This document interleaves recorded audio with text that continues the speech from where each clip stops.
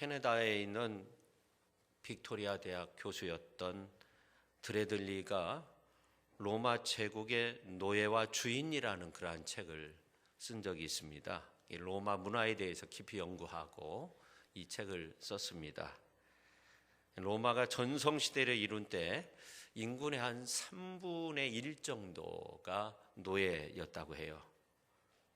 지금은 이제 도시 전체가 문화유산으로 지정이 돼 있고 콜로세움과 같은 곳에 가면 우리가 감탄할 수밖에 없습니다. 근데 사실은 엄청난 유적들은 대부분 노예가 설계하고 노예가 만든 거죠. 사실 이런 엄청난 유적들을 만들기 위해서 많은 노예가 죽었다고 합니다. 드레들리는 이 책에서 이 로마의 문화는 노예와 주인의 관계에 있다, 그렇게 말을 했어요.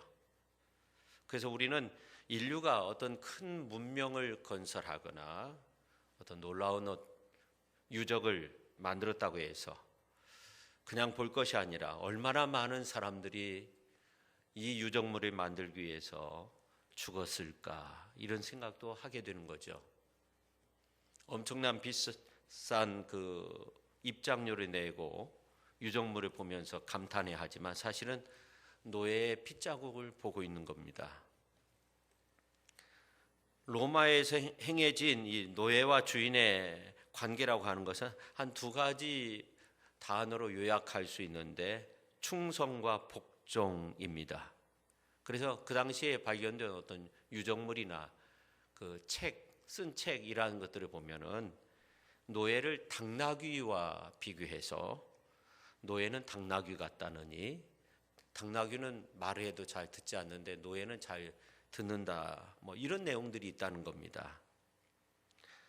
성도 여러분, 이 로마 시대의 노예는 옷이 없었다고 해요. 우리가 영화나 이러한 것들을 보면 이렇게 치부만 가려서 나오는데 원래는 옷도 없고 신도 없고 움막 같은 데서 그냥 지푸라기와 함께 잠을 잤다고 합니다.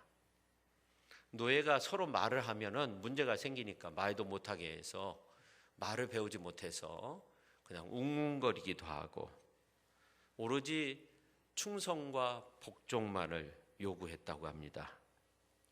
그래서 말을 듣지 않으면 엄청난 체형을 가하는 것은 말할 것도 없고 정말 문제가 되는 그런 노예는 길가에 십자가에 못 박아서 죽였다고 합니다. 지금은 상상도 할 수 없는 것인데 사실 노예의 지식, 노예의 어떤 건강, 또 노예의 어떤 도덕성, 이러한 모든 것들이 주인의 소유에 있었다는 거죠. 주인 마음대로 할 수 있었다는 겁니다. 근데 이 로마에서도 노예 해방이 있었다고 합니다. 인도적 차원에서 해방을 준 것이 아니라 철저한 복종과 충성을 얻어내기 위한 수단으로서 해방을 주었다는 거예요. 채찍에 당근인 거죠. 고분고분하게 온유하게 복종하고 그러면 노예의 주인이 자비를 베푸는 경우가 있었다고 합니다. 이제 한 생애가 끝날 때쯤 되면 노예에게 유산도 물려주고 너는 이제 앞으로 자유인이다, 그렇게 선언도 하고 어떤 장부나 노예 장부 이라는 것들을 다 태웠다는 거죠. 그래서 노예는 그 해방의 특권을 얻기 위해서 정말로 충성을 다했다는 겁니다. 그래서 그 충성이 로마의 문명을 세웠다는 겁니다. 근데 문제는 수십 년간 노예로 길들여졌기 때문에 완전히 문화화된 노예들이 있었다는 거예요. 해방은 됐는데 자유의 몸인데 자립할 수가 없는 거예요.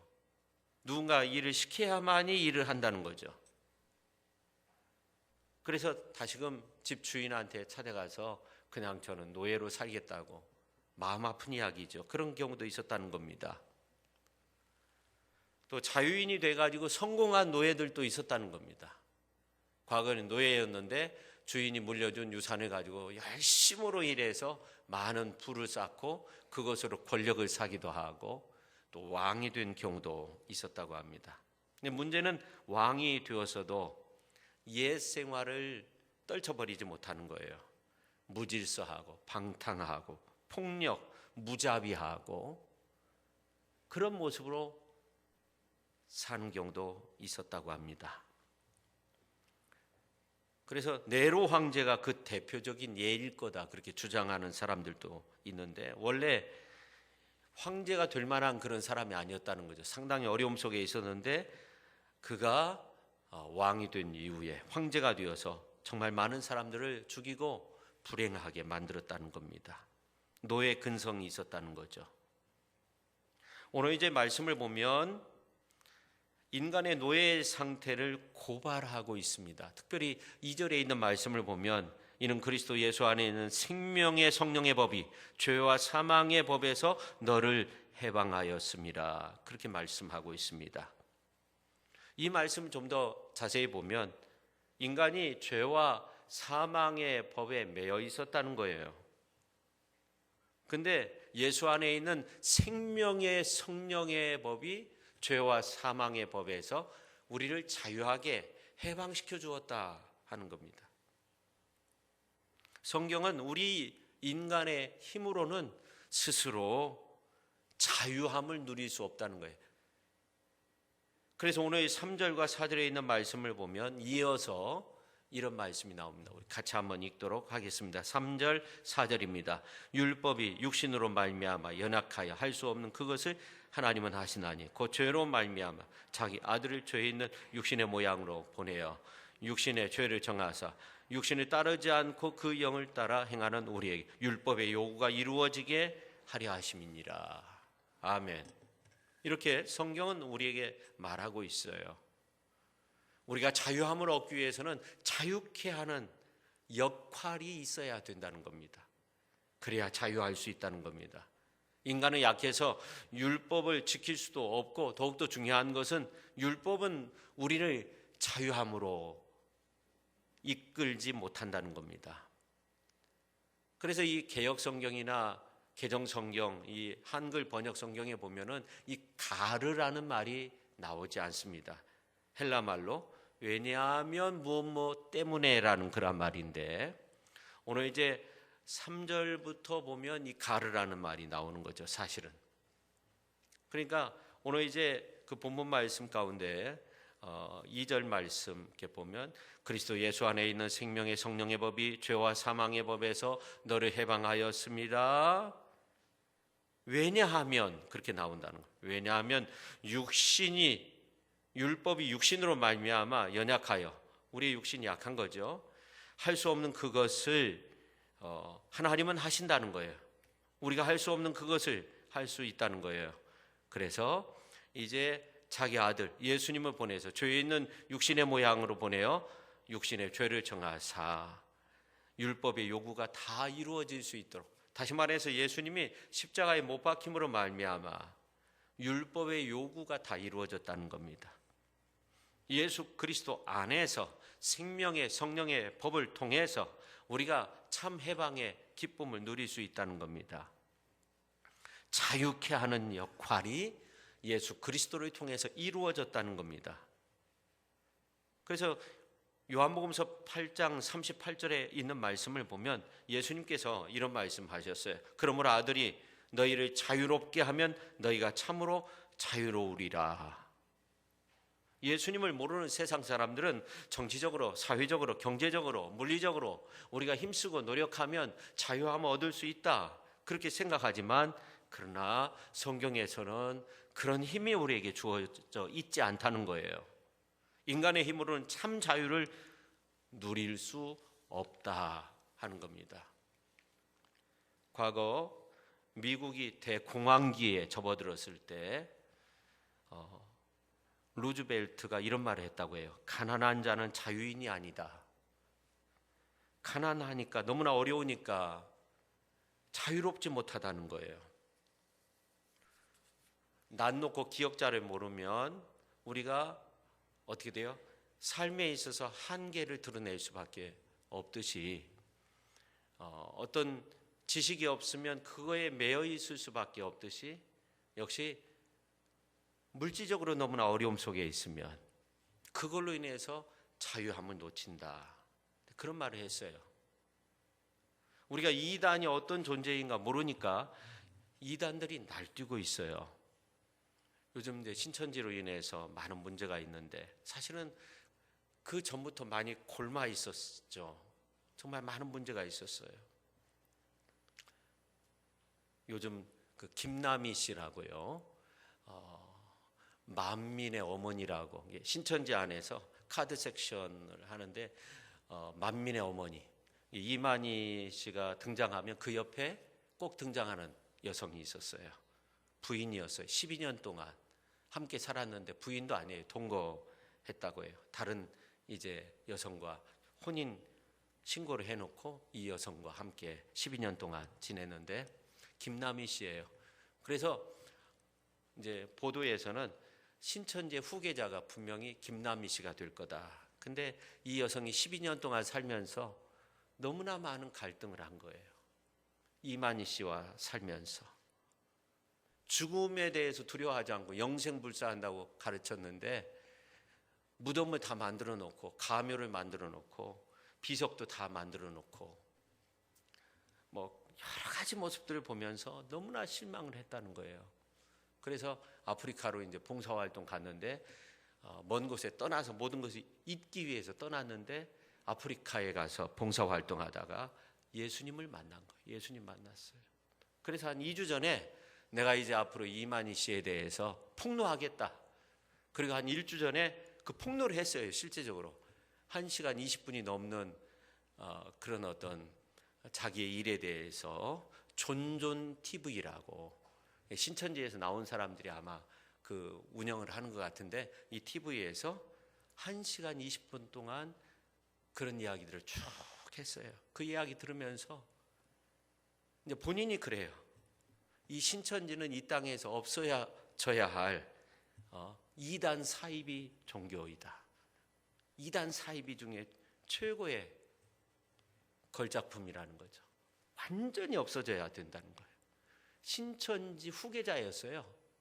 그래서 이만희 씨 딱 등장하면 한복 입고 그 옆에 등장하고 그 막 엄청난 운동장에서 카드 섹션 하면서 만민의 어머니 그렇게 나온 여성이 완전히 변화된 거예요. 그래서 내가 너무너무 큰 죄를 지었다고 하나님 앞에서 이분이 압구정동에서 이제 신천지 센터를 운영을 해가지고 엄청난 젊은이들이 신천지에 빠졌다는 거예요. 그래서 그 죄가 얼마나 크겠어요. 근데 다 사기꾼이고 엄청난 이야기를 했어요. 여러분 한번 보시고 우리 청년들 같은 경우는 주변에 신천지 빠진 그런 청년들이 있으면 한번 보내주세요. 신천지 안에서는 이거 못 보도록 다 뭐 공지가 떴고 또 법적으로 막아놓고 그랬지만 뭐 전부 다 막을 수는 없으니까. 그래서 그 옛날 결혼하고 이렇게 사진 찍잖아요. 이렇게 한복 입고 그런 사진도 찍어놓고 엄청난 일들을 한 거예요. 여러분 요한복음서 8장 34절에 보면 진실로 진실로 너희에게 이르노니 죄를 범하는 자마다 죄의 종이 된다 했어요. 죄를 짓고 회개하지 않고 회개하지 아니한 그 죄가 그 마음 속에 들어와서 그를 더욱더 타락시키는 거예요. 저는 일부 예배 드리면서 그런 생각을 했어요. 우리가 막 신천지에 대해서 그 신천지인들을 위해서 그 영혼을 위해서 얼마나 기도했는가.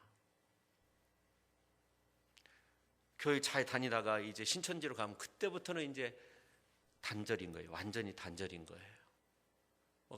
그 이유도 있죠. 많은 사람들이 빠져 들어가니까. 근데 이제 지금에 와서는 정말 근본 기회에 신천지가 다 무너지고 정말 그 죽어가는 그 영혼들이 다시금 살아나는 변화되는 그런 놀라운 역사가 일어났으면 좋겠어요. 얼마나 기도했는가. 신천지로 인해서 이런 이제 엄청난 일들이 일어나고 있는데 우리도 이제 조심해야 되지만 우리가 그들을 위해서 그 영혼을 위해서 얼마나 기도했는가. 눈물이 나더라고요. 이 그들이 한번 빠져 들어가니까 사람들이 막 경계하니까 막 더 빠져 들어가는 것 같아요. 나오지 못하는 거예요. 죄는 나도 모르게 거듭거듭 죄를 지을 수밖에 없는 상황 속으로 나를 몰고 가는 거예요. 샤르트르라는 그 실존주의 사상가가 실존주의란 무언가에 대해서 이 자유에 대해서 투기적인 자유가 있다 그랬어요. 이건 뭐냐면은 이 과거의 모습과는 전혀 다른 모습으로 미래를 향해서 자기의 몸을 던져버릴 수 있는 그러한 자유. 김남희 씨와 같은 그러한 모습이죠. 얼마나 통쾌한 자유입니까? 근데 이 투기적인 자유뿐만 아니라 또 한 가지의 자유에 대해서 말했는데 선택의 자유. 나에겐 선택의 여지가 없다 하는 것은 노예가 되었다는 거라는 거죠. 어쩔 수 없는 선택은 진정한 자유가 아니라는 거죠. 만부득이 선택했다고 하면 이거는 진정한 자유인의 모습이 아니라는 겁니다. 근데 우리는 이런 어떤 선택에 대해서 책임을 져야 돼. 우리의 자유에 대해서. 나는 자유로운 영혼이다 하면서 내 마음대로 휘젓고 다니고 그렇게 해서는 안 된다는 거죠. 다른 사람의 자유도 보장해 줄 수 있어야 된다 하는 겁니다. 요즘 정치하겠다고 나서는 분들이 많이 있는데 국회의원 한번 출마하면 익산에서 시장 한번 출마해가지고 얼마나 여러 번 떨어졌는지 몰라요. 나중에 시장 정말 됐어요. 7번인가 뭐 몇 번 해가 됐는데 시장 하다가 무슨 그 재판에 이렇게 연루돼가지고 중간에 그만둔 그런 모습도 있더라고요. 국회의원에 출마하면 주의에 대한 어떤 욕망, 물질에 대한 어떤 욕심, 우리의 모습들을 보면 뭐 그런 것들로 인해서 우리 인간이 자꾸만 비참해지는 그런 경우도 많이 있다는 겁니다. 근데 그것뿐만 아니라 정말 죄된 유혹, 마약과 같은 거, 도박과 같은 거, 우리 인간의 건강에 좋지 못하지만 못 끊는 담배와 같은 그런 모습으로 그거에 의해서 노예화되는 경우가 많이 있다는 겁니다. 우리 성경은 우리에게 중요한 교훈을 줍니다. 우리는 우리의 힘으로 자유할 수 없다. 자꾸만 우리를 그 깊은 수렁으로 몰고 간다는 겁니다. 정당한 값을 지불하고야 우리가 자유함을 얻을 수 있다는 겁니다. 근데 주님은 우리에게 말씀하셨어요. 요한복음에서 8장 32절에 보면 진리를 알지니 진리가 너희를 자유롭게 하리라. 이 말은 무슨 말입니까? 이 말씀 오늘 나에게 적용하면 진리가 나를 자유롭게 하는 거지. 내가 스스로 자유할 수 있는 것은 아니라는 겁니다. 오늘 말씀에 있는 것처럼 생명의 성령의 법이 죄와 사망의 법에서 나를 해방시켜야 된다는 겁니다. 주 예수님의 은혜로 구원 얻은 우리가 자유를 어떻게 지켜나가느냐 하는 것도 굉장히 중요한데 주님의 말씀을 믿고 의지하며 성령의 도우심 속에서 이 자유를 우리가 잘 지켜나가야 되는데 우리의 힘으로는 안 됩니다. 생명의 성령의 법이 우리를 주장할 수 있도록 그렇게 예수님을 믿는 믿음 안에서 성령의 도우심 가운데 하나님의 말씀을 의지하면서 우리가 자유함을 얻어야 됩니다. 여러분 그런 이야기가 있잖아요. 법학을 공부해서 판검사가 돼서 이 사회를 정의롭게 해야 되겠다 생각하는 한 청년이 있었어요. 열심히 공부했어요. 근데 물질적으로는 참 어려운 사람이었는데 근데 가만히 보니까 어느 할머니가 있는데 이 할머니는 좋은 일을 많이 하지 않는 것 같아요. 근데 가만히 보니까 물질적으로는 굉장히 부유한 사람이었는데 사람들에게 존경을 받는 것 같아요. 그래서 이 청년은 생각했어요. 이 젊은이는 생각했어요. 나는 물질이 없어서 이 고생인데 저 할머니는 뭐를 했기 때문에 저렇게 물질을 많이 가지고 있고 또 사회에서 이렇게 대접을 받는 그런 삶을 살고 있는가 이렇게 생각하면서 저 사람이 가지고 있는 돈은 죽은 돈이다 이렇게 생각을 한 거예요. 그래서 가서 할머니 저에게 돈을 좀 주세요. 줄 리가 없죠. 그래서 이 할머니를 죽이게 돼요. 근데 법학을 공부했기 때문에 완전 범죄를 만들었어요. 그리고 동생들에게 와서 그 돈을 주면서 우리가 어려움 당하지 말자고, 돈으로부터 자유함을 얻자고, 우리가 자유롭게 그렇게 생활의 어려움 때문에 걱정하지 말자고. 근데 놀라운 것은 이 청년이 불안해지기 시작하는 거예요. 자신의 양심을 속일 수가 없어요. 동생들이 우리가 이 돈 안 쓰고 그냥 묻어둘게, 땅에 묻어둘게, 그렇게 말을 하지만 고통과 괴로움이 끊이지 않는 거예요. 결국에 이 청년이 자수를 합니다. 감옥에 들어갔는데 감옥 속에서 놀라운 것은 자유함을 얻었다는 거예요. 이게 도스토예프스키의 죄와 벌의 내용입니다. 여러분, 죄를 지은 인간은 아무리 많은 것들을 가지고 있어도, 물질을 가지고 있고 어떤 지식적으로 모든 것들을 다 만족할 만한 그러한 지혜를 가지고 있어도 행복할 수 없는 거예요. 죄라는 것이 바로 우리 인생들을 그렇게 비참하게 만드는 겁니다.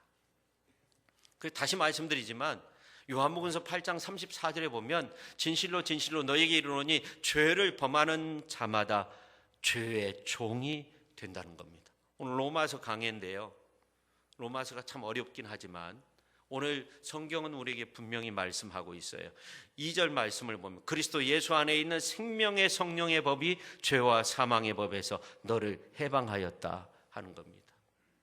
그리스도 안에서 생명의 성령의 법이 우리 안에, 우리를 언제나 생명의 길로 그렇게 이끄신다는 겁니다.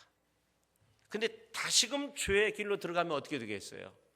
다시금 죄의 길로 들어가면 안 되는 거죠.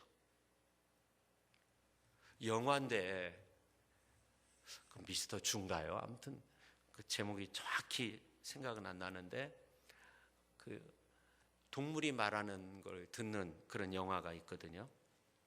근데 옛날판 그 이야기인데요. 어느 선비가 산길을 지나가는데 살려주세요, 살려주세요.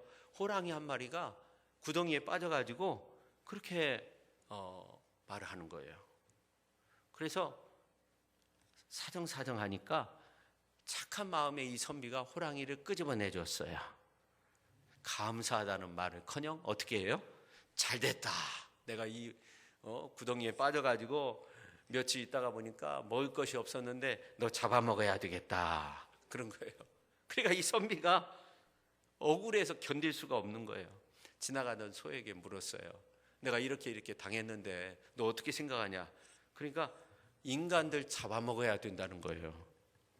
왜냐하면은 젊었을 때 소들 열심히 일 시켜놓고 나이 먹어가지고 늙어서 힘 빠지면 소들 다 잡아먹으니까 인간들 잡아먹어야 된다는 거예요. 선비가 너무나 억울해가지고 옆에 있는 소나무한테 물었어요. 소나무도 마찬가지예요. 잎사귀 뜯어다가 송편 해먹는다고 또 뭐 약재료 한다고 이렇게 했는데 마지막에 가서는 소나무를 베가지고 그거를 재료로 써서 집을 짓는다고 하니까 인간은 잡아먹혀야 된다는 거예요. 너무나 속상했어요. 마지막으로 지나가는 토끼한테 토끼야 내가 너무나 마음이 아프다. 이렇게 호랑이를 끄집어냈는데 호랑이가 나 잡아먹는다고 하는데 내가 소나무한테도 물어봤고 그 다음에 이제 소한테도 물어봤는데 이게 당연하다네.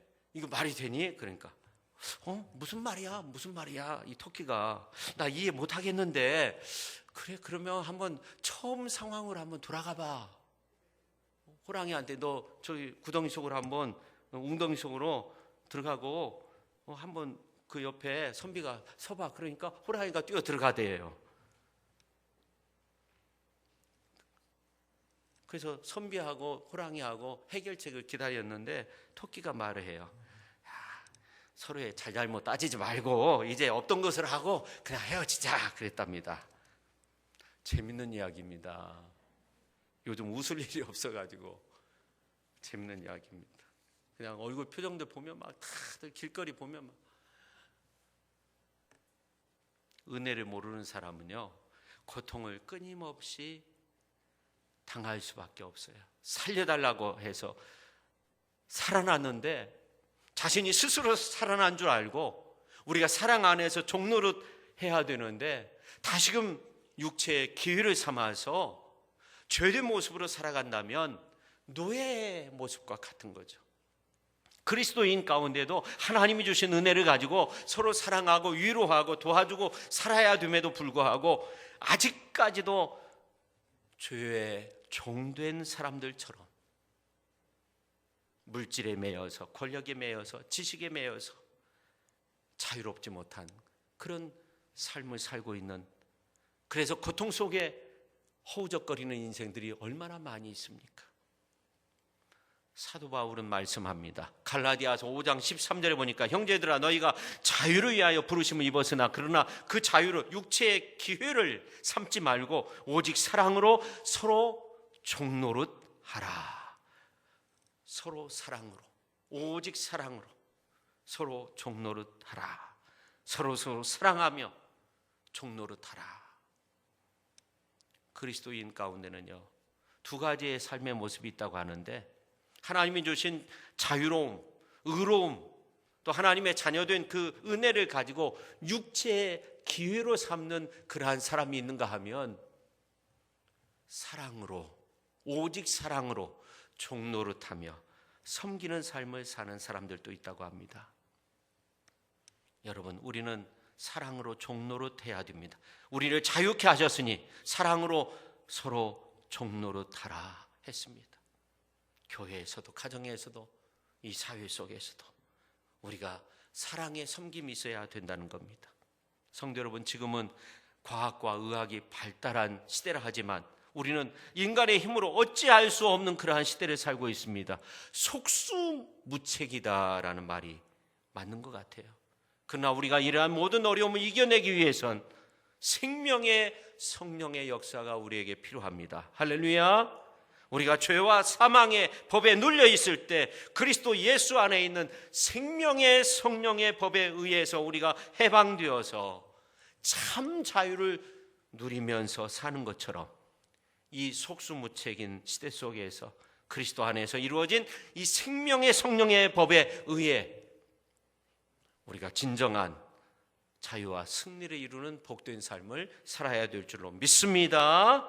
이제 우리에게 한 가지 그리스도의 사랑으로 섬기는 그 소중한 일이 남아 있습니다. 생명의 성령의 법으로 우리가 새롭게 된 새로운 삶을 살고 있는데, 그리스도 안에서 새 피조물 된 가운데서 우리가 살고 있는데, 우리가 이제 사랑으로 섬기는 그러한 복된 삶을 살아가실 수 있기를 바랍니다. 할렐루야. 요즘 보면은 많은 사람들의 마음이 닫혀 있고 그렇습니다. 그럴 수밖에 없죠. 이러한 때에 우리가 사랑의 섬김, 이웃 사람이 마스크 없으면 마스크 하나 줄 수 있는 그런 어떤 섬김도 필요하고요. 그런 섬김으로써 주님의 나라 만들어가는 저와 여러분 모두가 될 수 있기를 예수님의 이름으로 축원합니다. 기도하겠습니다. 우리가 잠시 통성으로 함께 기도하는 시간을 갖도록 하겠습니다. 짧게 기도합니다. 하나님, 우리의 죄를 용서해 주시고 진정 이 땅에 하나님의 치유의 광선이 비춰져서 말라기서 4장 2절에 있는 그런 놀라운 말씀이 하나님 이 땅 위에 이루어져서 죽어가는 영혼들이 살아나고 놀라운 치유를 경험하고 코로나19 바이러스가 완전히 사라질 수 있도록 해달라고, 사랑의 섬김의 도구가 될 수 있도록 해달라고 그렇게 기도합니다. 주여 3번 외치고 기도합니다. 주여 주여 주여. 하나님 아버지, 저희들을 불쌍히 여겨주시고 하나님, 오늘날 그 타작마당에서 하나님 예배 드릴 때 하나님 진노를 멈춰주시고 아버지 하나님이여 그 전염병을 멈춰주셨던 하나님 우리의 이 기도와 이곳에서 드리는 우리의 간구의 소원들이 있습니다. 하나님, 이 땅에 그 질병이 창궐하고 있습니다. 많은 사람이 죽어가고 있습니다. 하나님, 우리가 하나님 앞에 범죄한 때문이고 아버지 하나님이여 잘못한 거 많습니다. 하나님이 용서해 주시고 아버지 하나님이여 우리를 불쌍히 여겨주시고 교회와 가정과 아버지 하나님이여 우리 가족 식구들 아버지 하나님이여 우리 모두를 하나님 지켜주시고 이 지역사회를 지켜주시고 이 나라를 지켜주시고 이 민족을 지켜주시고 온 세계를 하나님 지켜주시옵소서. 예수님의 이름으로 기도합니다. 아멘.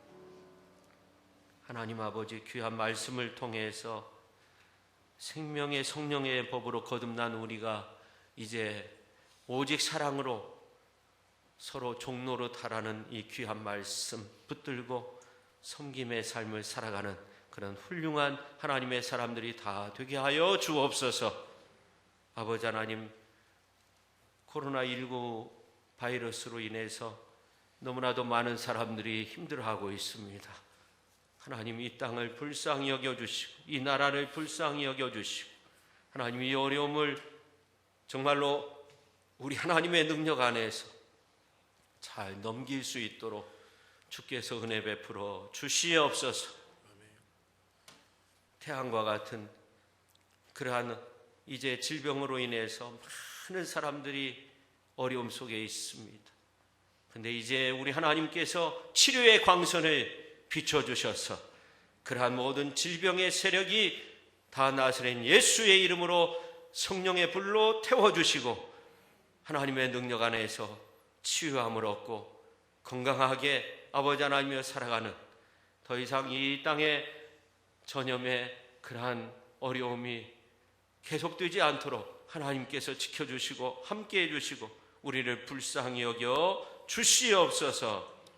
예수님의 이름으로 기도하옵나이다. 아멘.